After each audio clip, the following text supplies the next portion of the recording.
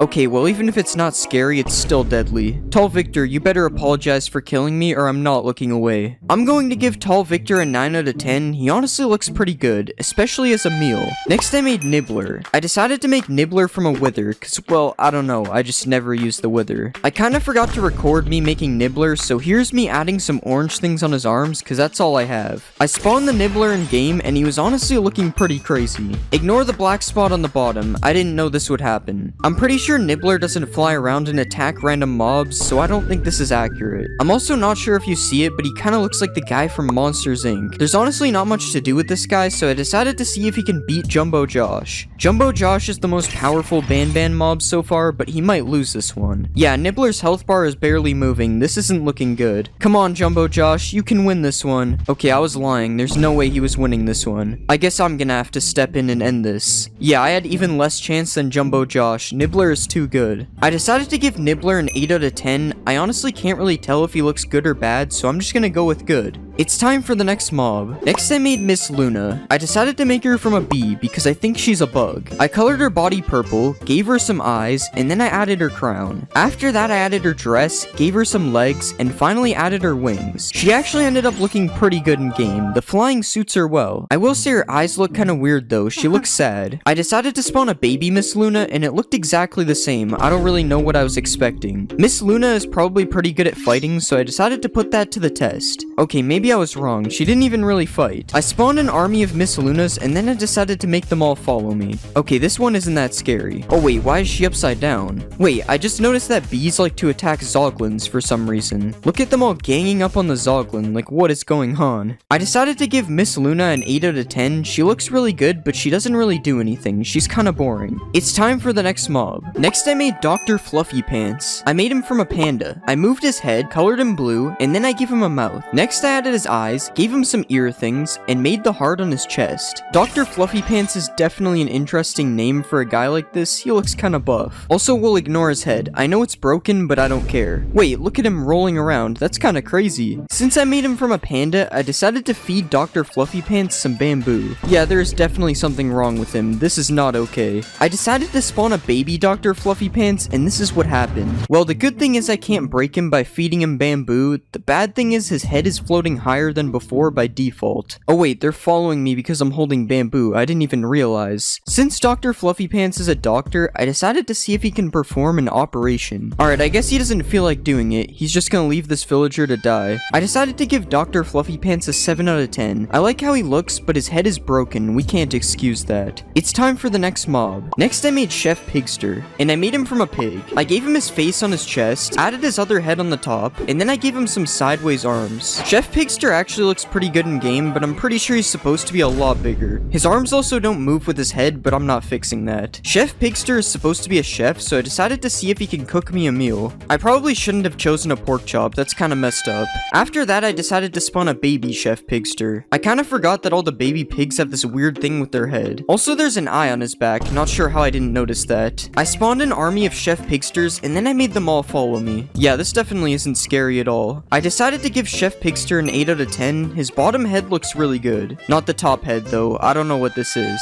Next I made Coach Pickles. I used a Strider to make him because he kind of resembles a Strider. I made his legs a lot bigger, colored him blue, and then I gave him a mouth. Next I added his trunk, gave him some weird looking eyes, and then I added his ears. Okay, I'm pretty sure something is wrong, but I can't really tell what. I fixed his legs, and this is how he looks in game. He honestly looks pretty good. Okay, his other foot is attached to the wrong leg still, but I'm just gonna leave it. Also, we ignore the missing texture here. It doesn't look like that in blockbench. Coach Pickles probably coaches some sort of sports team, so let's see if he can beat me in a snowball fight. Okay, I don't think that's gonna work. Let's see what a baby Pickles looks like. He looks just about as cursed as the big one. I decided to ride a Coach Pickles, and I'm pretty sure that something doesn't look right. I'm going to give Coach Pickles a 7 out of 10. He honestly looks kinda weird. It's time for the next mob. Next I decided to make Nabnalina. I already made Nabnab, so I just took the Nabnab model and changed it a little bit. First I made the tongue a different shape, then I fixed her eyes, and finally I colored her pink. This is kinda weird. For some reason she looks just like Nabnab. I also forgot that Nabnalina is supposed to have a bow on her head, so I added that. When I made Nabnab, I got him to chase me, so I had to get chased by Nabnalina as well. This looks just as scary as last time. I also found a way to make it look like Nabnalina is chasing me on a roof, just like how Nabnab does in the game. Well, she doesn't chase me, but it looks like she's on a roof, so that's cool. I decided to have a fight between Chef Pigster and Nabnalina, and you will never expect what happened next. Okay, it was kind of obvious what would happen, I'm just bored. I decided to give Nabnalina a 6 out of 10 because that's what I gave Nabnab and they look the same. It's time for the next mob. Next I decided to make Hunter Tim. I made Hunter Tim from a Ravager. First I made his head bigger, then I colored him purple, and I added some hair to his head. I also gave him a big wide mouth, added his eyes, and gave him a couple of arms and feet. Hunter Tim looks kinda strange in game, but at least nothing is broken this time, I think. Since Hunter Tim is a Ravager, let's see him take on a villager. Wow, he's fast. His head looks kinda weird when he attacks, but that's fine. Also, I'm pretty sure hunters aren't supposed to kill villagers, they're supposed to kill animals to feed the villagers. But I guess Hunter Tim is just built different. To see if he really is built different, I decided to challenge him to a fight. Yeah, I had zero chance. I can't even tell where I was supposed to be hitting. I decided to spawn an army of Hunter Tims, and then I made them fight a warden. The warden seems to be killing a lot of them, but they might actually win this. Dang, the Hunter Tims actually won. I mean, it was a 10v1, so it's not really an accomplishment, but I'm still surprised. I'm going to give Hunter Tim an 8 out of 10. He doesn't look that bad. It's time for the next mob. For the next mob, I made Stinky Joel. I used an iron golem to make him. I shaped his body, colored him green, and then I added these teeth things. After that, I gave him some eyes, colored his legs, and then I rotated his arms a bit. I don't think I even have to say something is broken because you already know it is. I fixed his arms, which took a while because I somehow put both arms on the wrong side, and this is how Stinky Joel looks in game. He kinda stinks. I'm just kidding, he doesn't actually look that bad. I decided to see who would win in a fight, Stinky Joel or Hunter Tim.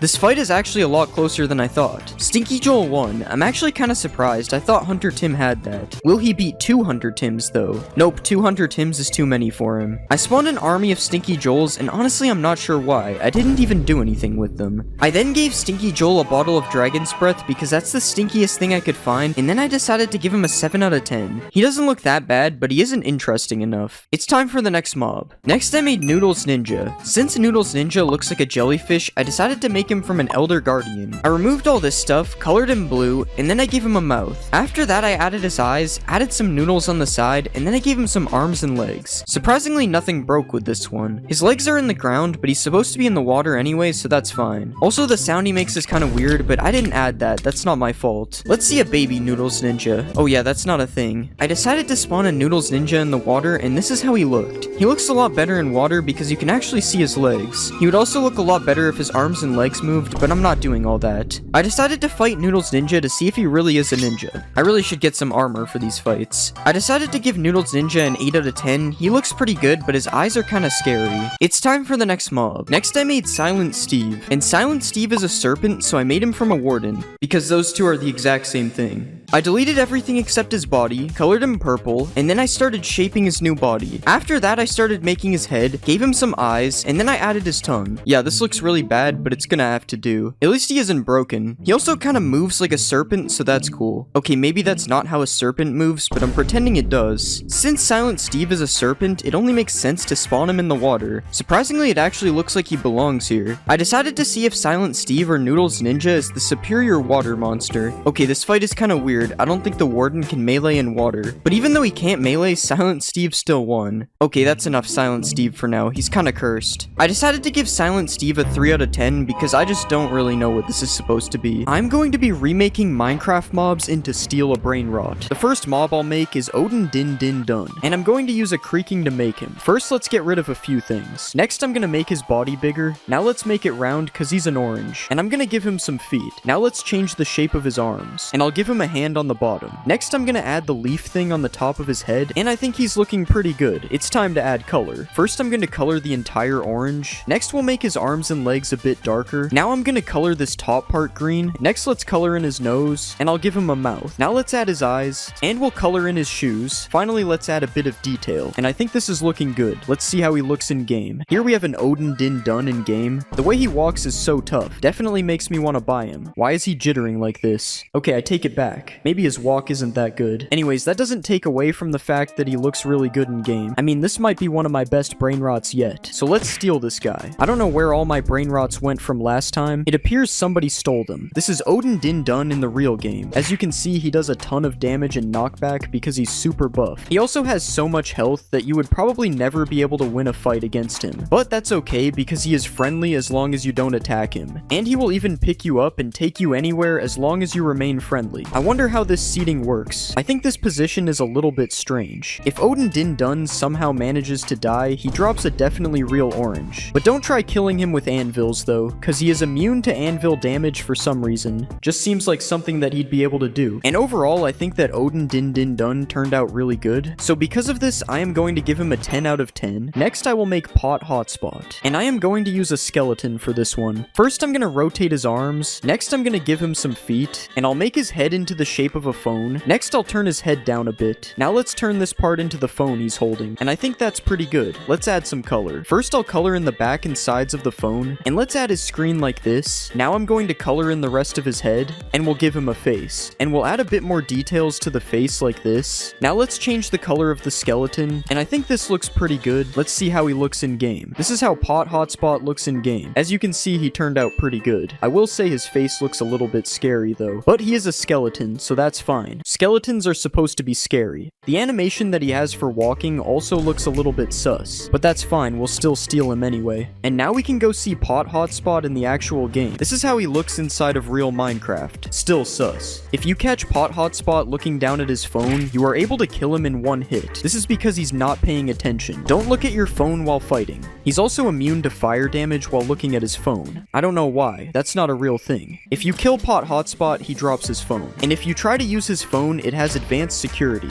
It's definitely not just an end crystal. That's the security features. Anyways, Pot Hotspot looks really good. There's just a few things wrong with his face. So because of this, I'm going to give him a 9 out of 10. Next, I'm gonna make Nubini Pizzanini. And I'm gonna use a zombie to make him. First, I'm gonna shrink down his head. Next, I'm gonna make the pizza on top of his head. Now let's make him the size of a Roblox character. And I'll just change the size of the pizza bit too. Okay, that looks pretty good. It's time to color him in. First, we'll color his head and arms yellow. Now let's color his shirt in light blue. Next, I'm gonna make his pants light green. Now let's color in the crust of his pizza. And we'll add some cheese on the top like this. Now let's add some pepperonis. Next, I'm gonna give him a face. And finally, let's add some details to his shirt. Okay, I think that looks pretty good. It's time to see what he looks like in game. This is Nubini Pizzanini in the game. I don't know why, but he looks a little boring. To be fair, I don't know what I expected. He's basically just a Roblox noob. He does have this pizza on top of his head though. Unfortunately, right-clicking him does not let you eat it. Anyways, it's time to buy a Nubini. I hope we have enough money. Nubini can be kind of expensive. And this is what Nubini looks like in the actual game. As you can see, he looks exactly the same. What isn't the same though is that he is completely invincible to damage. This is to protect noobs. I am still allowed to kill Nubini though. The protection doesn't apply to me.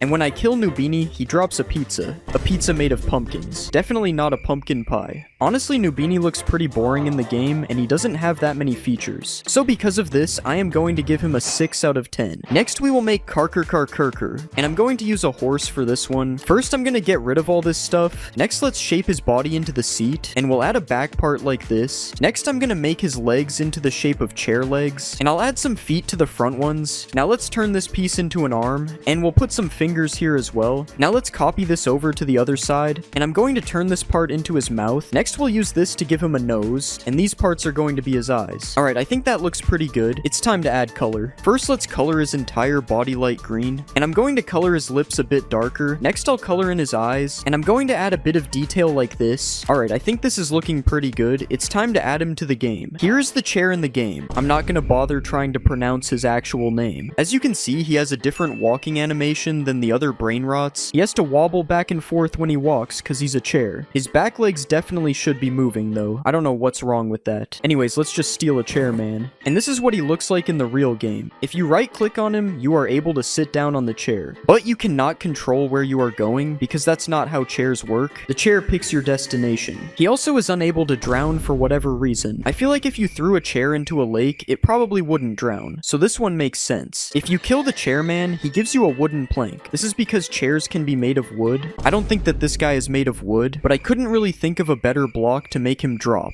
So he drops wood. And overall, I think the chairman turned out pretty good, but he's not the best brain rot I've made. So because of this, I'm going to give him an 8 out of 10. Next, I am going to make Las Tralaleritas, and we will use an axolotl to make them. First, let's get rid of the whole axolotl because we don't need it, and we will just use this Los Tralaleritos to make them instead. Let's replace all the blue parts with this pink color, and we'll do the same on the shoes, but make it a bit darker. Now let's color in the rest of their bodies bright white, and I'm going to make their lips lighter as well. Next, let's turn this into the bows that they have on their heads, and we'll color this light pink, and let's copy this over so each of them have one. Alright, I think that we are done. It's time to see what they look like in game. This is how they look in the game. As you can see, they look very similar to Los Tralaleritos from last video, but that's a good thing because they are supposed to look similar. The one on the left is missing eyebrows though. I don't know how that happened. Anyways, let's buy a Tralaleritas. And now we have a full row of brain rots in our base, so I think it's time to rebirth. This is how Los Tralaleritas looks in the real game. For some reason, they are very small. If you want to kill them, you will get a bucket of axolotl for the kill. Just think of it as one of them in the bucket instead of an axolotl. And if they end up swimming in water, I made sure to make it so that they can't drown, because they look like they would be able to live underwater. Overall, I don't think Los Tralaleritas is the best looking mob, so because of this, I decided to give them a 7 out of 10. Next, I'm going to make Chimpanzini Bananini, and we'll use the wither to make him. First, let's get rid of all the stuff we don't need, then we'll change the size of his body, and we'll make it a little bit wider as well. Now let's change the size of his head, and we'll start to turn his body into a banana. Now let's start adding some peeled parts on the sides, and we'll copy this to the other side. Next, I'm gonna start to make his face, and we'll give him some ears, and I think this is looking good. Now let's color him in. First, we'll color this part dark green. Next, I'm gonna color some parts of his face red, and we'll make the banana completely yellow. Now let's give him some eyes, and I'm gonna add his mouth. Now finally, let's color this part brown, and I think this is looking pretty good. Let's see how he looks in game. Okay, so we've made it to my Minecraft version of Steal a Brain Rot. It's really good, and it's definitely not unplayable. And this is what Chimpanzini Bananini looks like in game. As you can hear, he's got the wither sounds. It's very loud, so I probably shouldn't have added that. I also gave him like a flying animation. I don't think it's accurate, but whatever. I don't care. So I'm just gonna steal this guy and bring him to my base. Now he's in my base, which means we can take a look at some of the other features he has, like being able to do a ton of knockback when he hits you because banana peels are slippery. So it's like slipping on a banana peel, but the banana is hitting you instead. He also isn't able to take fall damage because I made him look like he's flying, and you probably don't take fall damage when you don't actually land on the ground. If you manage to kill a chimpanzini, you will get a blaze rod. This is because I didn't feel like adding a banana item, so a blaze rod is the closest looking thing. Just don't eat it. And overall, I think Chimpanzini Bananini turned out pretty good. And because of this, I am going to give him a 10 out of 10. Next, I'm gonna make Orangatini Ananasini, and I will use an iron golem for this one. First, let's get rid of this, and we'll change his legs to make them a lot smaller. Now let's make his body into the shape of a pineapple, and we'll move his head down like this. Next, I'm gonna add his mouth, and we'll give him some ears. Now let's give him some shoulders, and I'm going to move his arm down like this. Next, let's make his arm look a little bent, and we'll give him a hand, and I think this is good. Now let's give him some color. Let's color his body in orange, and I'm gonna give him some brown hands and feet. Now let's color his face brown as well, and I'll give him some eyes and a mouth. Next, I'm going going to color in the pineapple, and we'll give it a yellow pattern. Next, I'm gonna add the green part on his head, and I think that looks pretty good. It's time to see him in game. And as you can see, this is what he looks like in game. I'm not really sure why this top part ended up floating, but we're not gonna question it. The rest of him looks good. So let's steal Orangatini. Now I have 2 legendary brain rots, and this is Orangatini in the actual game. As you can see, he doesn't take that much knockback when you hit him. You could ask me why this is a feature, but I honestly have no idea. I think it's just because he is an iron golem. That's it. You also get a pufferfish when you kill this guy, and you can probably guess why I chose a pufferfish. Again, it's because I didn't feel like adding a pineapple to the game. So instead we get a pineapple with a face. Don't eat it.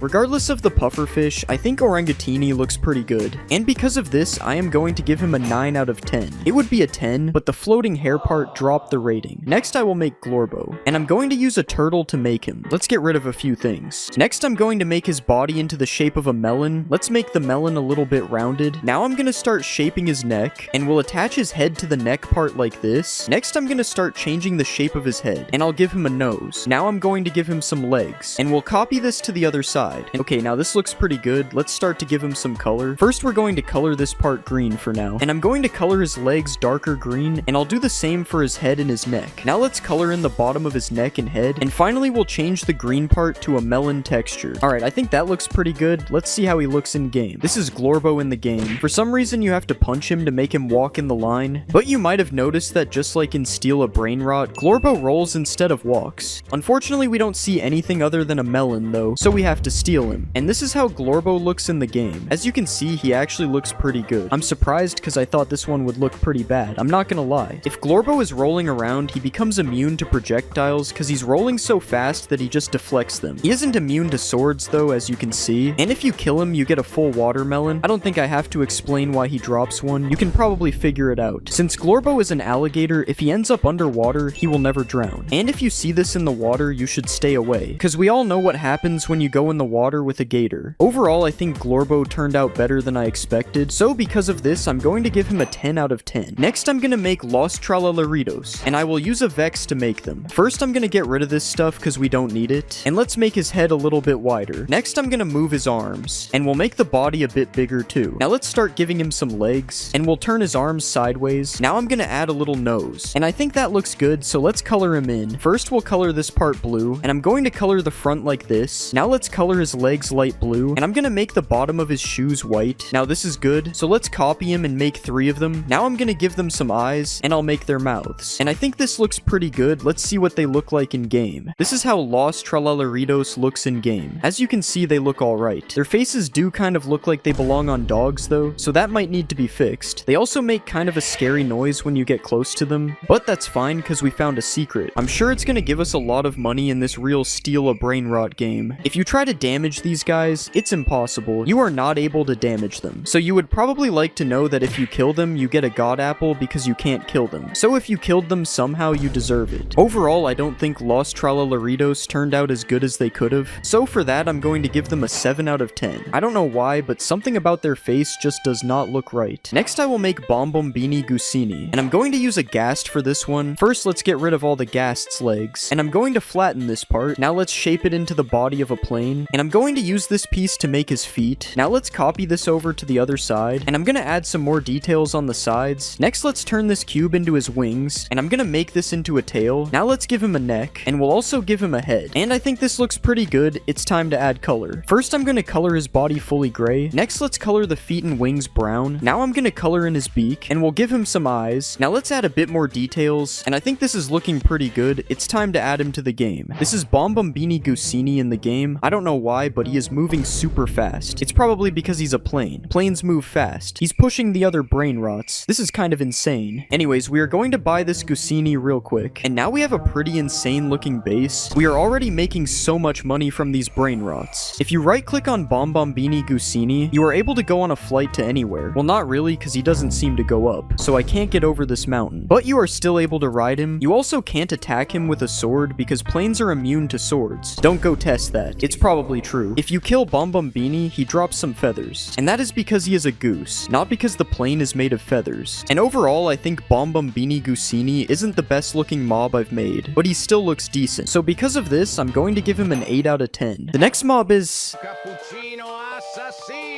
And I'm going to use a creeper to make him. First, let's get rid of some of the stuff we don't need. Next, I'm going to shape the body into a coffee cup. I'm going to add a layer on top that will be a lid. Now let's add this straw thing up here. Next, I'm going to change the shape of his legs. Now let's give him some feet. And I'm going to add his arms on the side. Now let's start to give him a sword. And we'll copy this thing over to the other side. Now this looks good. Let's color him in. First, I'm going to color the coffee cup. I'll add some brown parts to the cup as well. Next, I'm going to color in his shoes. And let's color his swords gray. Now I'm going to give him some eyes. And we'll add some eyebrows on top. Now let's add some extra details. I think he looks pretty good. Let's add him to the game. This is how he looks in the game. He actually looks really good. I do think the shaders make him look a little bit worse than he did in Blockbench though. But this is definitely pretty good. Cappuccino Assassino is extremely fast as you can see. And if you couldn't tell, he is really good with the swords. I mean, look at that animation. It's definitely not a really bad animation. It's super cool. If you kill Cappuccino, it takes a while, but when you finally do, he drops a netherite sword. The other sword gets killed as well. And since he's good at using the swords, he's actually able to use them to deflect arrows. He is using them, you just can't see it. But he also has a weakness, and that's fall damage, because if you drop a coffee, it's going to spill. Overall, I think Cappuccino Assassino is a really good mob, and for that, I'm going to give him a 10 out of 10. Next, I'll make...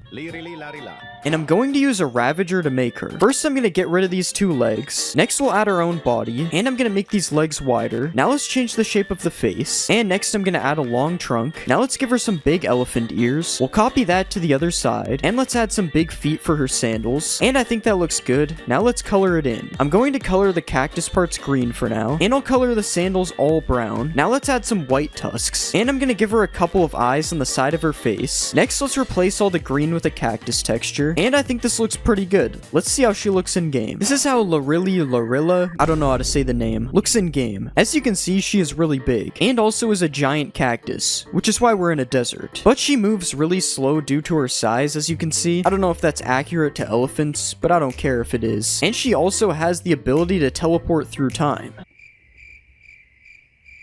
I promise it's true. If you want to ride the cactus elephant, you can, but I'm not really sure what's going on here. This would probably hurt because you're sitting on a giant cactus. Well, inside of one, at least. Larilla is immune to a cactus, as you can see, because she's a cactus. And if you kill her, she'll drop a cactus. You gotta be careful doing it in survival, though, because she does have the same effect as Thorn's armor. Overall, I'm going to give the cactus elephant a 7 out of 10. It's just not a very good looking mob. It's kind of just a giant cactus. The next mob is... Ballerina cappuccina. And I'll use a skeleton to make her. First, I'll make her legs a lot smaller, and I'll do the same thing for her body. Now let's move her arms down here as well, and I'll also move down her head. Next, I'm going to change her head into the shape of a teacup, and let's make the little handle on the side. Now I'm going to add her skirt down here like this, and I think this is good. Let's add some color. First, I'm going to color the cup like this, and we'll put the same color on her arms and legs. Now let's color her shirt a light pink, and I'm going to add the coffee to the top of her head with a little swirl like this.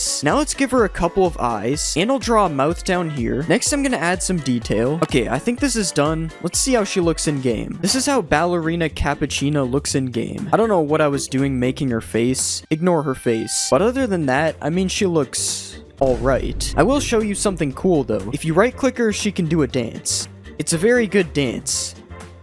Not glitchy at all. Ballerina Cappuccina has the lowest HP out of the mobs I've made so far, but she has fast speed from dancing to make up for having no health. The dancing also allows her to be immune to damage like fire damage, as she can dance over it. I know she isn't dancing right now, but just pretend that that's what's happening, okay? If you kill the ballerina, you get a bucket of milk, because that's the closest thing to a cappuccino in Minecraft, and overall, I'm going to give the ballerina a 6 out of 10. I'm not gonna lie, the design for this one was pretty bad. Next, I'm going to make... And I'm going to use a cat to make him. First, let's move the body up a bit. Next, I'm going to turn this tail into a fish tail. Now let's add a fin on top, and I'm going to put some fins on the side as well. Now let's give it some feet, and we'll add a chin underneath the cat head like this. Now I think this looks good. Let's give it some color. Let's color the sides of the fish like this, and I'm going to color these fins in red. Now let's change the color of the cat's head, and I'm going to color in the legs this color. Now let's add some fish scales like this, and I'm going to add some detail to to his face. Now let's color in underneath, and I think this is looking good. Let's add him to the game. This is how the mob, whose name I'm not even gonna try to pronounce, looks in game. This has got to be one of the stranger looking mobs for sure. It's part fish, part human, and part cat. And part broken, as you can see with the fins. They're kind of glitchy. If you didn't know, this fish cat is supposed to be the fastest brain rot animal, so I added that. There is nothing faster than this in the game. I don't even know what's going on. The fish cat is also supposed to attack dolphins. It's so fast that it can't even attack them properly though. Like that one just no clipped out of reality. And this one's doing something. And if you can kill a fish cat, it drops a fish. It's either that or I make it drop a cat. I'm not gonna lie, this mob looks strange and is kind of broken, but I'm still gonna give it an 8 out of 10. Honestly, I don't know why. It just feels like it deserves a high rating. The next mob is... Trallallero, trallallà. and I'm going to use a dolphin to make it. First, let's change the shape of the tail like this. Now let's change the shape of his head. Next, I'm gonna add a third fin in the back right here. And let's start to add some shoes. And this is pretty good. So let's start coloring his whole body blue, and I'm gonna color this part of the shoe lighter blue, and we'll color the bottom of the shark a whitish color, and I'll add some eyes like this. Now let's give him a mouth, and after changing the design a little bit, I think he looks pretty good. Let's add him to the game. This is how he looks in the game. I think he actually looks pretty good. His shoes are a little bit glitchy, but other than that, everything turned out good. I will say I'm not sure if he's the right size though. I think he's supposed to be a little bit bigger.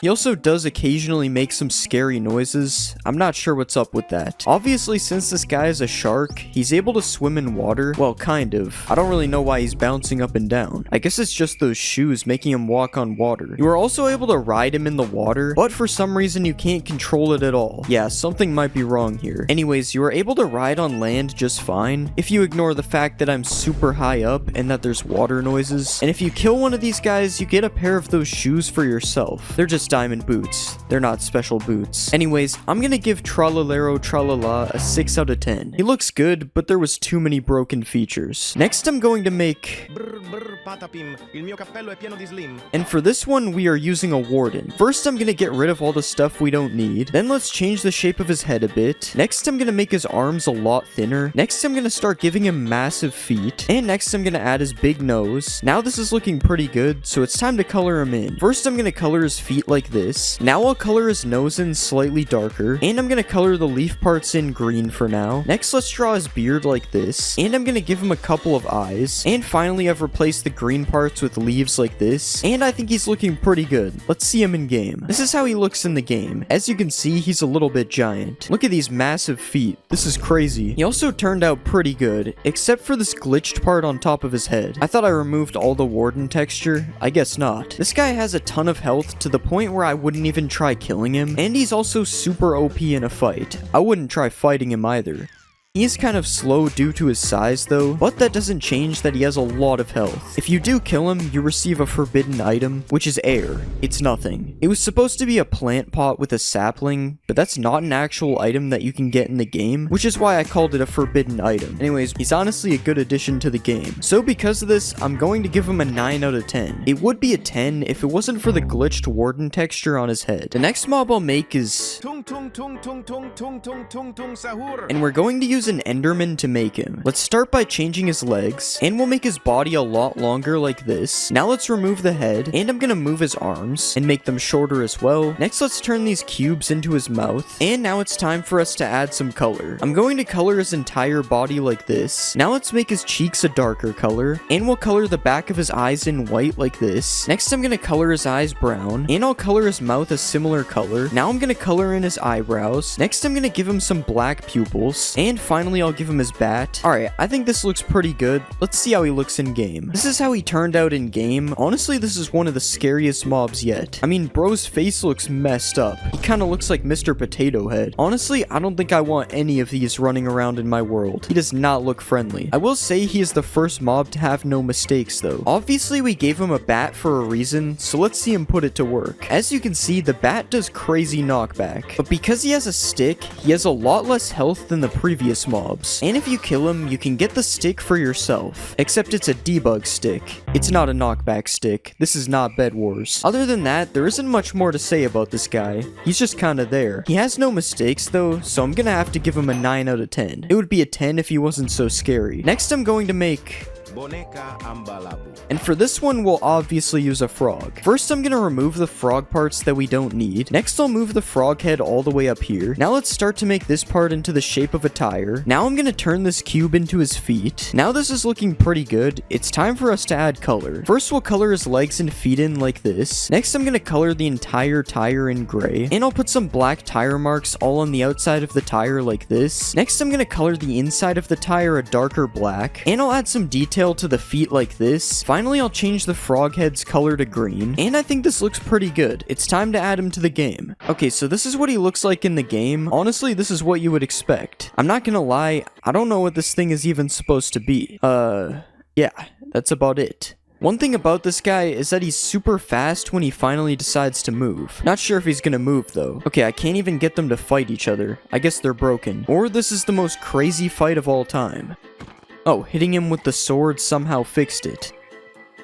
Anyways, as you can see, they drop a slime ball when killed, and yeah, he's super fast when you can get him to move. But because it's almost impossible to get him to move, I'm going to have to give him an 8 out of 10. If he did that more often, it would still probably not be a 10, because I still don't even know what this thing even is. The next mob I'll make is... Frigo camelo, buffo fardello. and I'm going to use a camel to make him. First, I'm going to get rid of some of this stuff that we don't need. Next, I'm going to make the body a lot bigger into the shape of a fridge like this. And I'm going to make the front legs a lot thinner. Now it's time to turn this bottom part into boots. Now let's adjust the fridge a little bit more, and it's time to color this in. First, I'll color the fridge light gray like this. Next, let's add a gray line on the edges right here. Now let's add another line to separate the freezer. Now let's turn this piece into the fridge handle. Next, I'm going to color his shoes a brownish color. Now let's add some laces to the shoes, and I think we're done. Let's see how this guy looks in game. This is how the fridge camel looks in game. Not gonna lie, it's one of the worst looking mobs, but that's because it's literally a camel in a fridge. Still no visible mistakes though, so at least that's good. Despite being part fridge, which is pretty heavy, the camel can still run pretty fast, even faster than Boneca. You can also ride the camel, but the only issue is you get put in the fridge because that's the only place to sit. At least fridge travel is way faster than it is on a regular camel, so there's an upgrade there. Also, if your camel gets into a fight, it is pretty much immune to knockback. As you can see, the bat does nothing to him. Because he's part fridge, he's basically a brick wall. There's no moving this thing. If you manage to kill a fridge camel, it will drop a block of ice. And it's pretty self-explanatory why. Because it's ice. And a fridge is cold. Overall, I decided to give the fridge camel an 8 out of 10. The mob is good, but I just don't like the design. Next, I'm going to make... Giraffa celeste. and I'll use a llama to make him, because llamas are kind of close to giraffes. First, let's get rid of these chests, and I'm gonna move the body up like this. Now let's make the neck more giraffe-like, and I'll make his head more like a giraffe too. Next, I'm gonna change the shape of his legs, and I'll make the legs longer as well. Next, I'll add a melon texture to his body like this, and now I'm gonna paint away these extra eyes, and we'll color in the missing parts on his legs. Now it's time to add some giraffe spots all over his body, and I'll start to add some detail to the spots like this, and I think that this is looking good. Let's see how he looks in game. This is how the giraffe looks in game.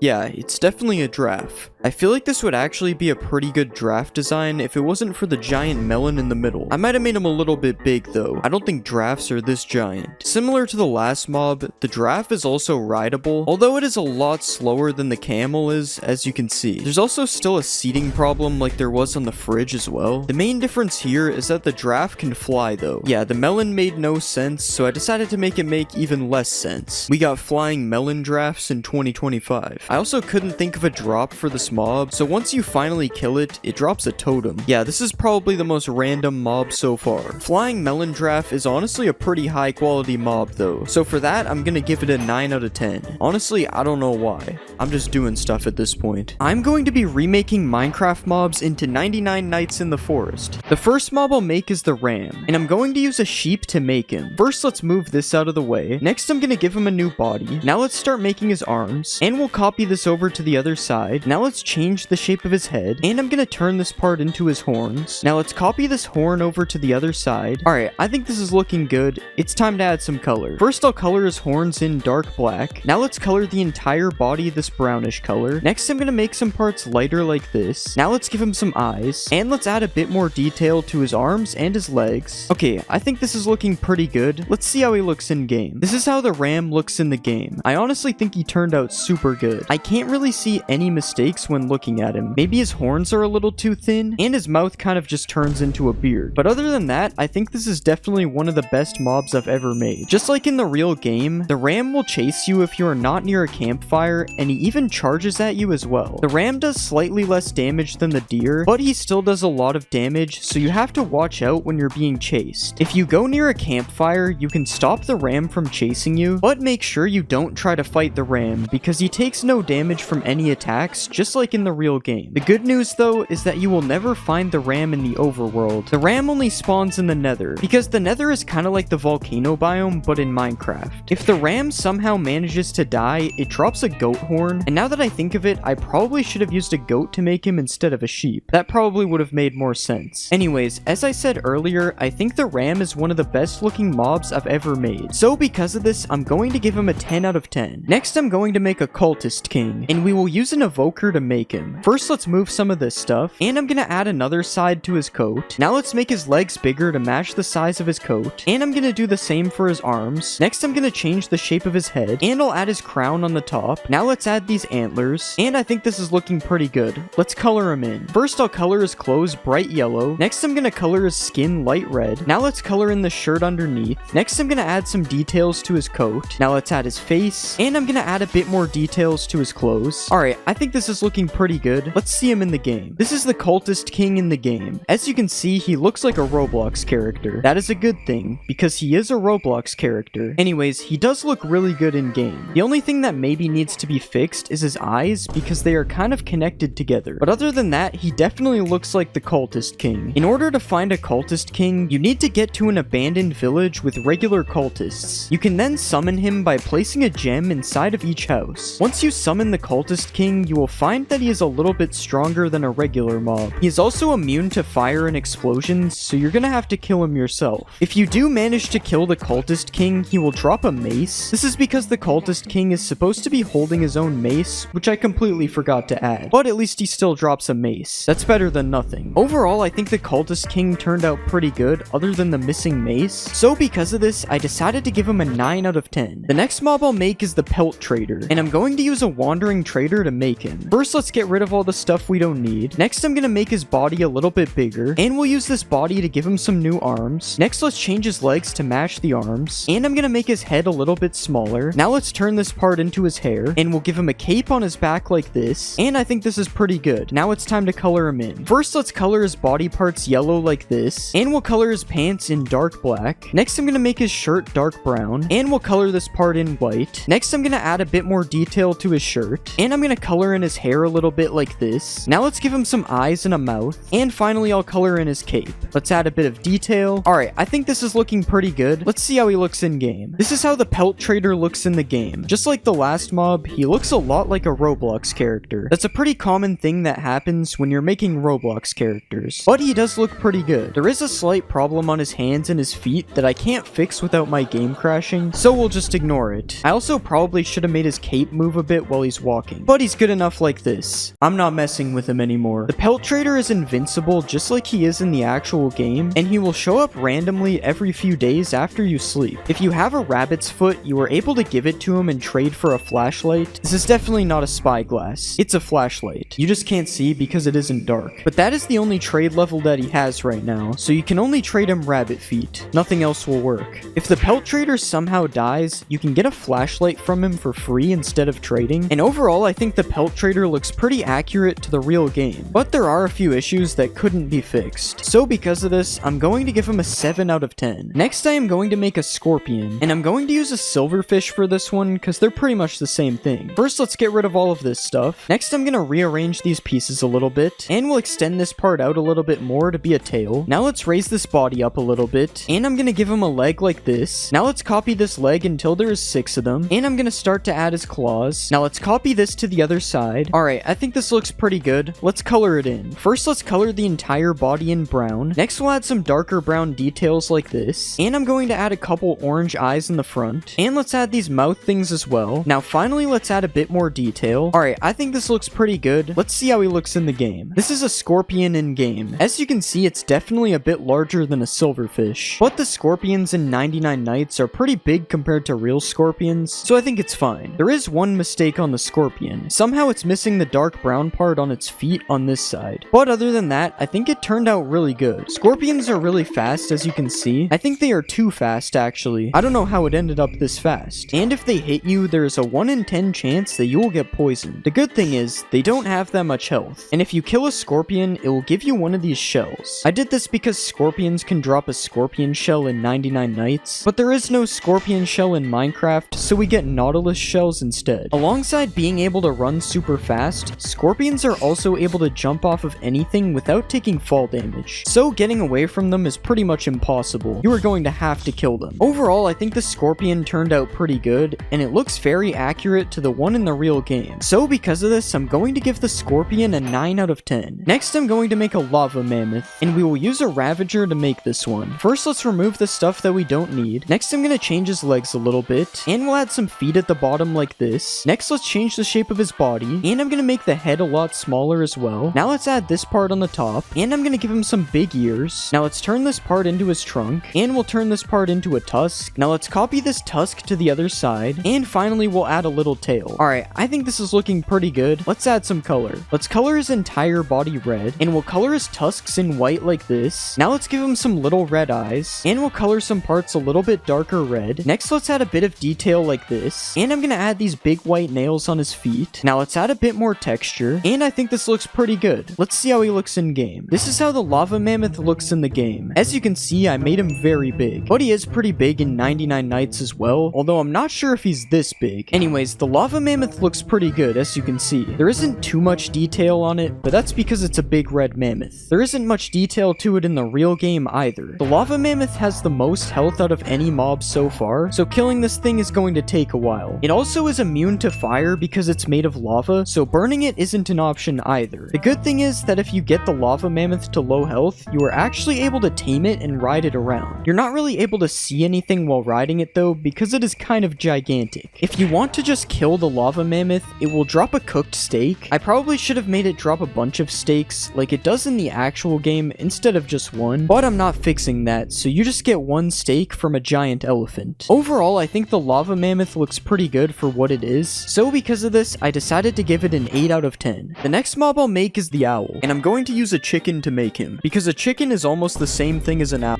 Let's get rid of some of the things we don't need, and I'm gonna move his body up because he needs to be a lot bigger than this. Now let's give him some new legs, and we'll copy this leg over to the other side. Next, I'm gonna give him a new body, and let's change the shape of his head. Next, I'm gonna start to give him some wings, and I'll give him a hand like this, and I think this is looking good. It's time for us to add some color. First, we'll color his body entirely gray. Next, I'm gonna make his legs a little bit darker. Now let's add some dark spots on his feathers, and I'll color his beak orange. Now let's draw his scary mouth, and we'll color in his eyes. Now let's add a bit more detail, and I think this is looking good. Let's see how he looks in game. This is how the owl looks in the game. I won't lie, the face looks kind of messed up. His face still looks creepy, but it definitely doesn't look like an owl. His beak looks kind of like his nose, I'm not gonna lie. But other than that, I think the rest of the owl looks really good. I probably should have made his wings move a bit though. The owl is hostile just like it is in the real game, and if you start moving near it, it will start chasing you. The only way to stop the owl from chasing you is by standing completely still or by standing near a campfire. Also, just like in 99 Nights in the Forest, the owl is completely immune from damage by weapons. Instead, you are going to have to kill the owl using fire, which isn't part of the real game, but he would be too OP if he was unkillable. If you do manage to kill the owl, he has a chance of dropping a feather, but there are some times where you might just get nothing. And overall, I think the owl turned out really good, but there are a few things wrong with him, specifically his face. So because of this, I decided to give the owl an 8 out of 10. Next, I am going to make a cultist, and I'm going to use a villager to make him. First, let's get rid of the stuff we don't need. Next, we're going to give him some Roblox-sized arms, and we'll make his legs bigger to match this size as well. Now let's copy this to the other side, and we're going to make his head a bit smaller. Now let's turn these pieces into his mask, and we're going to add the deer antlers on his head, and let's just copy this over to the other side. Alright, I think this is looking good. It's time to add color. First, we'll color his coat dark gray, and we're going to make his shirt a lighter gray. Next, I'm going to color in his pants, and we'll give him some shoes like this. Next, I'm going to color in his head yellow, and we'll color in his mask like this. Now let's give him some eyes, and we'll color his antlers dark gray. Next, I'm going to add a bit more detail to his coat, and we'll add more detail on the sides. Okay, I think this looks good. Let's see how he looks in game. This is how the cultist looks in the game. As you can see, he looks pretty accurate to the actual game. game. The mask he's wearing looks a little bit different to the one in the real game, but other than that, he looks pretty much the same, which is good because that's how it's supposed to be. We don't want the mobs to look different than they do in the real game. Cultists can be found in abandoned villages, but if you go near them, they won't attack you unless you attack them. This is because they're usually found in raids, so if they aren't doing a raid, they're just chilling. Unlike actual villagers though, you cannot trade with the cultists. I just want to make that clear. If you do get into a fight with one of them though, they barely do any damage because melee cultists don't do too much damage in the actual game either, and you are also able to kill them with weapons, unlike the owl.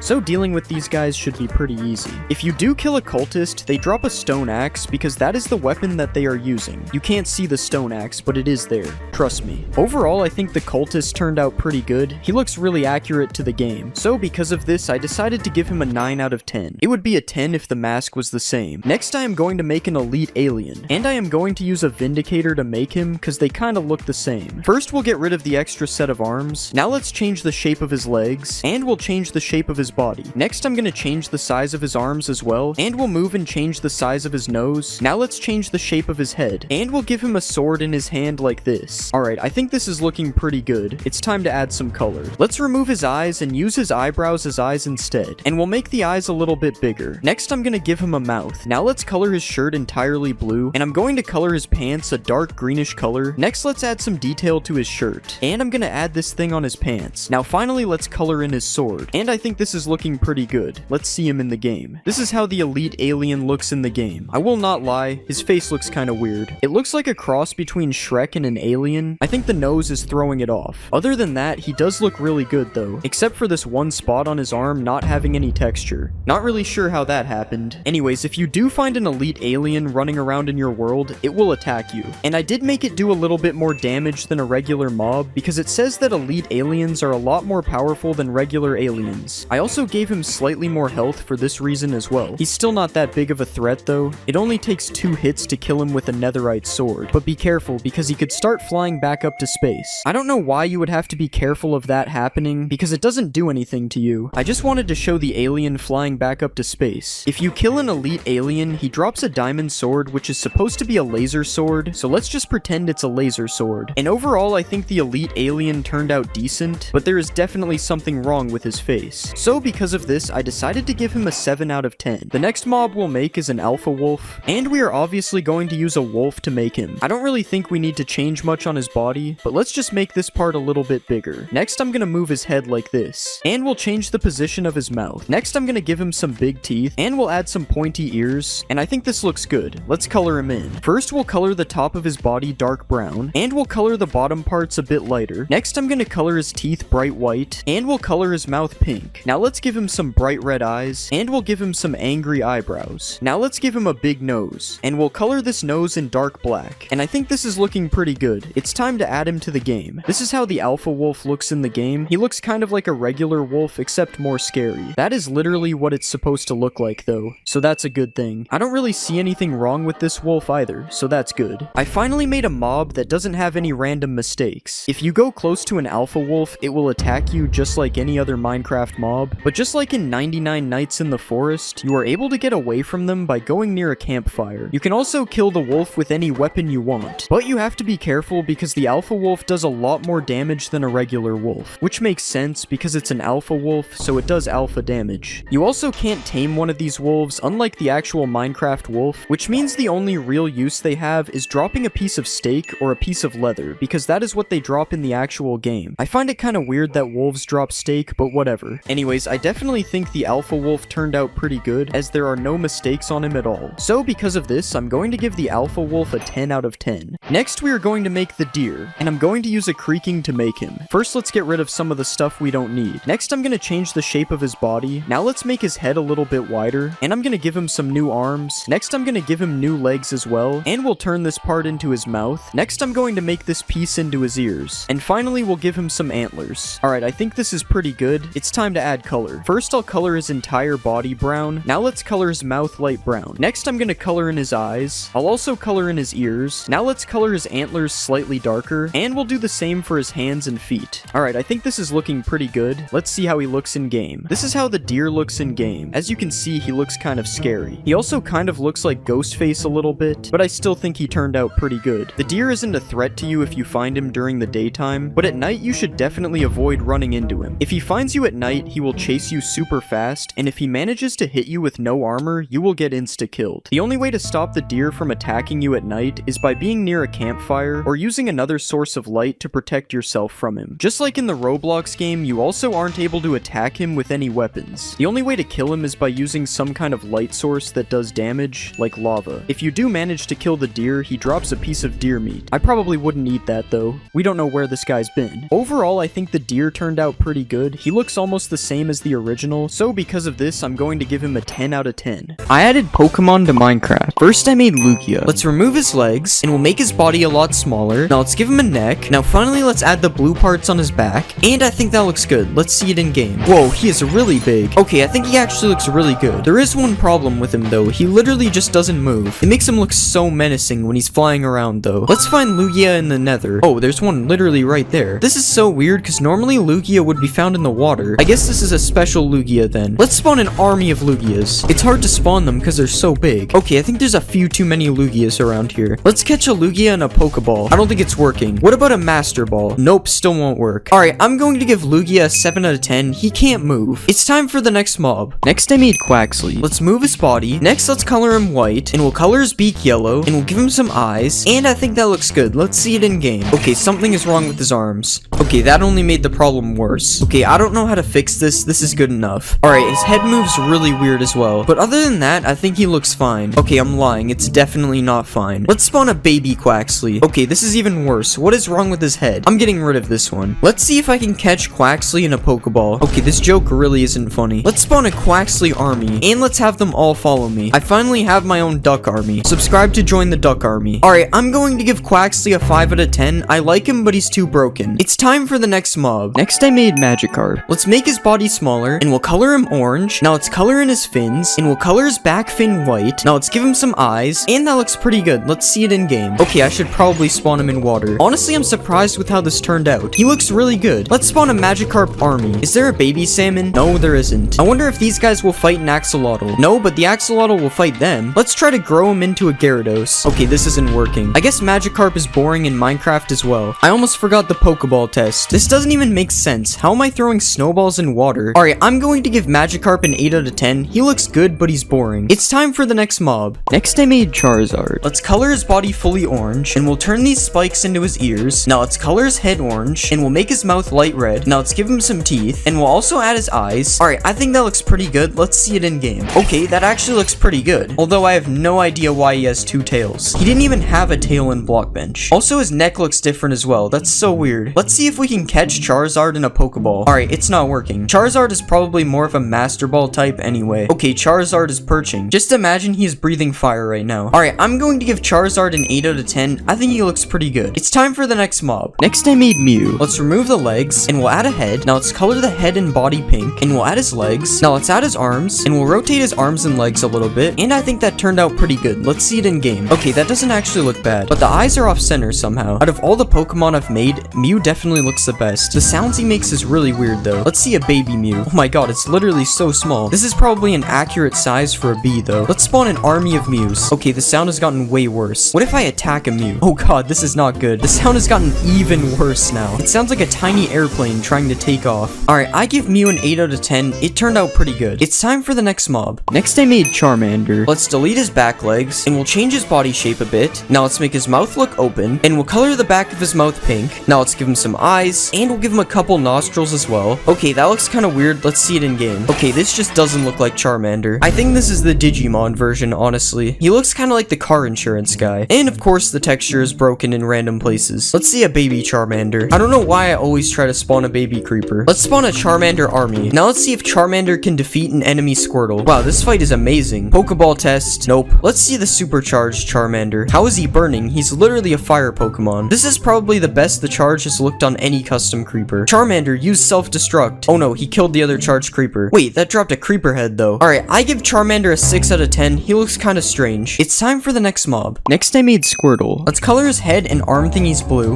and we'll also color his legs. Now we'll add a white outline around the shell, and I'll trace over the shell with different shades of brown. Alright, just one more color left. That looks pretty good. Now we'll make his head a bit bigger, and we'll give him some purple eyes, and we'll add white to the outside, side. Next, let's give him some tiny eyebrows, and we'll give him a smile that doesn't look weird at all. Now let's make his spirally tail, and that looks good. Let's see him in game. Okay, let me know if you guys see the problem. It's kind of hard to spot. I don't really know how this happened, so I guess we'll just ignore that. But other than that, he looks fine. How does the baby look? I was hoping the baby was the size of a regular Squirtle because this guy is clearly too big. Alright, Squirtle army. Okay, I have to fix the floating thing. Okay, that looks a lot better. Squirtle, use Bubble Beam, or whatever move he has. Oh wait, I have to catch him first. Nope, the Pokeballs still don't work. I wish I had made him smaller because right now he's bigger than Blastoise. Alright, I give Squirtle a 6 out of 10. He just doesn't look that good. It's time for the next mob. Next I made Psyduck. Alright, let's delete all this, and we'll just get rid of his eyes as well. Now let's try to shape this into a duck, and we'll color it all in yellow. Now let's give him duck feet, and we'll color them a lightish yellow. Now we can give him a beak, and we'll color this the same color as his feet. Now we can add some little arms on each side, and we'll make his lizard-like tail. Now we can add the black tufts of hair to the top of his head, and we'll give him some eyes. Alright, that doesn't look terrible. Let's see it in game.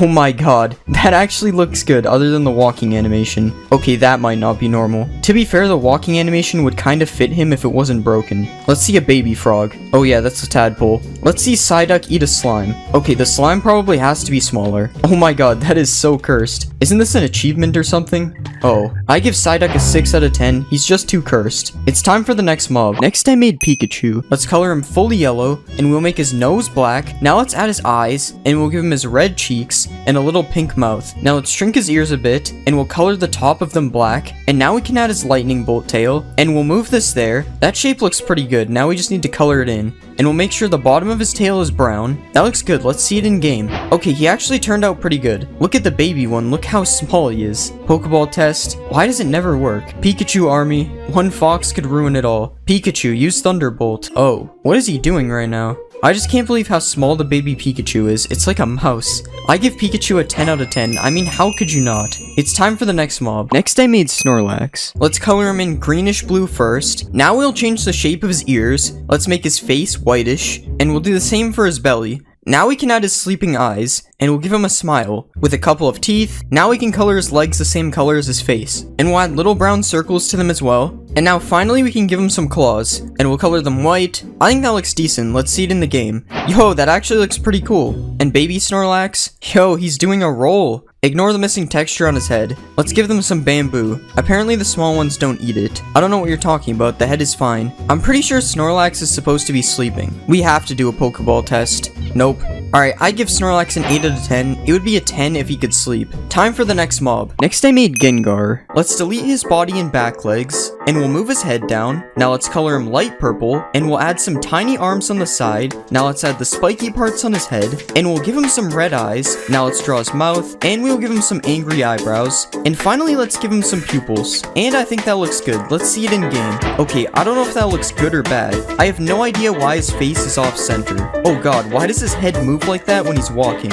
Let's see if Ash can catch Gengar. Okay, I don't think he's interested. Let's see if I can catch Gengar. Nope, it's still not working. Let's spawn an army of Gengars. Okay, now Ash is interested in the Gengars. Let's see a supercharged Gengar. Oh god, they're all on fire. I don't know why I keep doing this. It never works. Let's see if Gengar can kill Ash. Yeah, I don't think that's what happens in the show. Alright, I give Gengar a 6 out of 10. I don't know why his face isn't centered. I'm going to be remaking Minecraft mobs into the amazing digital circus. The first character I'll make is Pomni, and I'm going to use a villager to make her. First, let's get rid of this stuff because we don't need it. Now let's change the shape of her body, and we'll start shaping her legs. Next, I'm going to give her some arms, and I'll just add a hand on the bottom here. Next, I'm going to change the shape of her head, and let's start to add her hat on the top as well. And I think that's a pretty good body, so now let's start to color her in. First, let's color her head white, and we'll do the same for her arms and legs as well. Now let's color in these yellow parts like this. Next, let's color in her clothes, and I'll make sure to add the blue spots on the other side. Now let's put these buttons that she has on the front of her shirt like this, and now it's time to give her a face. So first I'm gonna add her eyes like this, and I'm also gonna give her a strand of hair on each side of her head as well. And I think this is looking pretty good. Let's see how she looks in game. This is how Pomni looks in game. She doesn't look that bad. I like how I made her constantly looking around paranoid, just like how she is in the show. We'll just ignore the fact that she's bald on the back of her head though. I'm pretty sure her hat is supposed to cover that. In the show, Pomni throws up on the ground, so I made it so that when she hits you, you get the nausea effect. It is also said that Pomni Pomni doesn't like being touched, so I made it so that she runs away from enemies very quickly if she gets attacked. In the show, Pomni tries to escape the circus through a bunch of exit doors, so I made it so that Pomni can open doors by herself, just like a regular villager. Pomni also gets teleported to the void if you right-click her, because I just felt like adding that. I don't really know why. If you kill Pomni, she drops her red hand, which gets glitched in the first episode, so if you hold this hand out for yourself, you get teleported around randomly, sort of like you're glitching. And a fun fact about Pomni is that her favorite food is salmon, so you can also feed Pomni salmon. Overall, I think Pomni turned out pretty good and has a lot of interesting features. So because of this, I decided to give Pomni a 9 out of 10. Next, I'm gonna make Cain, and I'll use an evoker to make him. First, let's get rid of all this stuff that we don't need, and let's change the shape of his leg and bend it like this. Next, I'm gonna work on his arms, so let's just rotate this piece like this, and we'll give him a hand and copy this over to the other side as well. Next, I'm gonna change his head into the shape of some gums like this, and let's just add some teeth on the top in the same shape as well. Next, I'll give him his top hat on top of the mouth. Okay, now this is looking good, so let's give him some color. First, I'm gonna color his gums bright red, and we'll color the teeth white like this. Next, I'm gonna color in his eyes, and let's color his shirt a pinkish color as well. Okay, now this looks good, so let's just add some detail to his shirt right here, and we'll give him his different color eyeballs as well. Now let's give him his stick, because I forgot to do that. And I think that Cain is looking pretty good. Let's see how he looks in game. This is how Cain looks in game. He actually looks really good. Also ignore the cakes that are spawning around him. I'll explain that in a second. Since Cain is the host of the digital circus, I decided to make it so that Cain is completely invincible to all types of damage except for cactuses. Cain is also seen teleporting throughout the episode, so I made it so that Cain teleports away if he takes too much damage, similar to the TV people in my Skibidi videos. Cain also spawns cake randomly around him, as you can see, because he spawned a cake out of thin air in the first episode. Unfortunately, there is no bubble to eat this cake right now. We'll just have to wait until later for that. If Cain somehow manages to die, he drops a stick, which can be used to either remove any block you right-click on with it, or you can send any mob to the void if you right-click them as well. Overall, I think Cain turned out really good. He's definitely one of my favorite mobs I've made. So because of this, I decided to give Cain a 10 out of 10. He deserves it. The next character I'll make is Jax, and I'm gonna use a rabbit because Jax is a rabbit, I think. First, I'm gonna get rid of some of the stuff we don't need, and let's rearrange his body parts a little bit for now. Next, let's make his legs super tall like this, and we'll change the shape of his body to make it a bit taller as well. Now let's give him a neck like this, and I'll just change the shape of his head to make it a bit more round. Now let's just add his ears on the very top, and now it's time to give Jax some arms. And I think this is good, so let's give Jax some color. First, I'm gonna color his head purple, and we'll do the same for his arms and body as well. Now let's color his overalls a pinkish color, and we'll do the same for his legs like this. Next, I'm gonna color both of his hands a yellowish color, and we'll just give him 2 buttons here, and now it's time to add his face. First, I'm gonna give him a big yellow mouth, and let's just give him some eyes above that. I'm also gonna give him a couple eyebrows above his eyes like this, and I think this is looking pretty good. Let's see how he looks in game. This is how Jax looks in game. He honestly looks pretty similar to the actual show. The only difference is that he's obviously made of cubes though, so he could never be as good as the original. It was kind of hard for me to think of features to give Jax, so he only really has a couple. To start, Jax is super tall, as you can see, just like he is in the actual series, and you can also see Jax run away really quickly in the first episode, so I made it so that Jax is super fast in game as well. You can also ride on Jax's back for some reason. I'm not really sure why I added this. It just seems like something that he would be able to do. If you kill Jax, you get a rabbit's foot because he's a rabbit, so that's the less evil version of making him just drop rabbit meat. And overall, I think Jax looks pretty good, but he doesn't really have that many features. So because of this, I decided to give Jax an 8 out of 10. Next, I'm gonna make Ragatha, and I'm gonna use a witch to make her. First, let's get rid of some of the stuff we don't need, and I'm just gonna make her body a lot smaller for now, and I'll just add a few layers underneath as her dress. Next, I'm gonna give her an arm like this, and I'll just give her a hand on the bottom as well. Now let's copy this over to the other side, and next let's work on her head. First, I'm gonna change the shape of it like this. Next, I'm gonna start adding her hair on the side, and I'll just copy these hairs all around her head, and we'll also add her bow on the top like this. And I think this is a pretty good body, so now let's give her some color. First, I'm gonna color her head and her arms in like this. Next, let's just color her hair a reddish pink color as well. Now let's color her entire dress a purplish color, and we'll color the bow on top slightly darker. Next, I'm gonna add the patches on her dress in the same color as the bow, and now let's add a bit more detail, and we'll start to give her a face. Alright, after like 5 tries, this is the face I'm going with. It still looks weird, but it's the best I'm gonna get. Now finally, let's add a bit of texture, and I think this looks good. Let's see how she looks in game. This is how Ragatha looks in game. I definitely think her face looks a little weird. She also makes witch noises, which I'm not really sure if it fits her or not. It's kind of strange. Also, we're just gonna ignore the fact that you can see through her hair. Just pretend the back part here is fully covered. In the show, Ragatha gets attacked and becomes completely glitched out, so I decided to make it so that Ragatha glitches whenever she gets hit, which looks kind of funny more more than glitchy. This is also the only feature that Ragatha has because I couldn't really think of anything else. If you kill Ragatha, she drops this red thing from the nether because it was supposed to be her hair. And overall, I think Ragatha looks kinda cursed and she doesn't really have any features. So because of this, I'm going to give Ragatha a 6 out of 10. I just made her face look too weird. Next character I'll make is Gangle. And I'll make Gangle from a skeleton because they're both kinda built the same. First, I'm gonna make her head a lot smaller like this. And now let's shape the head into a mask as well. And I think that's good, so let's just work on her left arm like this. And we'll make the right arm similar, but rotate it in a different direction. Next, I'm gonna make her legs a lot thinner. And we'll rotate the bottom part a little bit like this. Now let's copy this to the other side, and it's time to color her in. First, I'm gonna draw a red spiral for her body like this. And I'm gonna color her arms and her legs the same color. Now let's add a bit of detail with a slightly lighter red. And next, I'm gonna color in her mask. And now finally, let's give her a face like this. And we'll also add a little bit more texture to her body as well. And I think that is looking pretty good. Let's see how she looks in game. This is how Gangle looks in game. Despite being very simple to make, I think she actually turned out pretty good. I will say that having the arms like this is kind of strange though. They don't really move that much. In the show, Gangle has at least 2 masks, the comedy mask and the tragedy mask. But she falls and breaks her comedy mask at the beginning of the first episode, so I decided to make it so that when Gangle dies, her comedy mask falls and reveals the tragedy mask. You may have also noticed that the comedy mask drops as an item when she dies. And if you decide to wear this comedy mask, you get speed 4 and jump boost 4 because those effects are kind of fun, I guess. The mask is also off-centered when you wear it, but we'll just ignore that. It's the only way I could make it fit. Overall, I think Gangle turned out pretty good, and I think her mask is a cool addition to the game. So because of this, I'm going to give Gangle a 9 out of 10. Next, I'm gonna make Kinger, and I'll use a snow golem to make him. First, I'm gonna get rid of these layers because we don't need them. And let's make the bottom smaller like this. Now let's add another part on top, and we'll make it way taller as well. Next, I'm gonna copy this part on top, and we'll bend it so he's hunched over a little bit. And now I'm just gonna add a part on the front that is gonna be his coat. Now let's add a piece for his head up here. And we'll add another part on top, and we'll also add the king thing on the very top like this. Next, I'm gonna change his neck area a little bit so that he can have his coat. And this looks pretty good. Now let's color him in. First, I'm gonna color his body a purplish color, and we'll just color in the rest of his coat as well. Now let's color his head slightly darker than his coat. Next, I'm gonna give him an eye, and we'll copy this over to the other side and rotate them a little bit as well. Now let's give him a hand, and we'll color it the same color as his coat. Next, we'll add a little bit of detail to his coat like this, and I think this is looking pretty good. Let's see how he looks in game. This is how Kinger looks in game. This guy is honestly a little bit larger than I thought he would be. I also decided to make it so that Kinger sways back and forth quickly, because in the show, he seems to be a little bit on edge. Wait, where did he go? Why is he hiding underneath these randomly colored blocks? Since Kinger seems to be crazy in the show, I decided to make it so that when you right-click Kinger, he shakes really quickly, similar to when he did this in the show. This also makes him look kinda funny if you just spam it. If you kill Kinger, I made it so that he drops 1 scaffolding, and you might be wondering why I chose this random item. And it's because it has a checkerboard pattern on it, and Kinger is a chess piece. Overall, I don't think Kinger looks that bad, but he's also not the best looking mob. So because of this, I decided to give Kinger a 7 out of 10. The next character I'll make is Zooble, and I'll use a blaze to make them because they both have a bunch of body parts. First, let's remove all these because we don't need them. And I'm just gonna make the first leg like this, and we'll just add this hook shape on the bottom of the right leg, and we'll also add a spiral on the top. Next, I'm gonna give Zooble a body, and we'll just copy the spiral for their neck as well. Next, I'm gonna work on making a triangle shape for the head, and I'm also gonna add a left arm like this, and we'll also make a right arm that has a lot less spirals. Now I'm gonna color Zooble in, so first let's color the body yellowish, and we'll color Zooble's head in pink.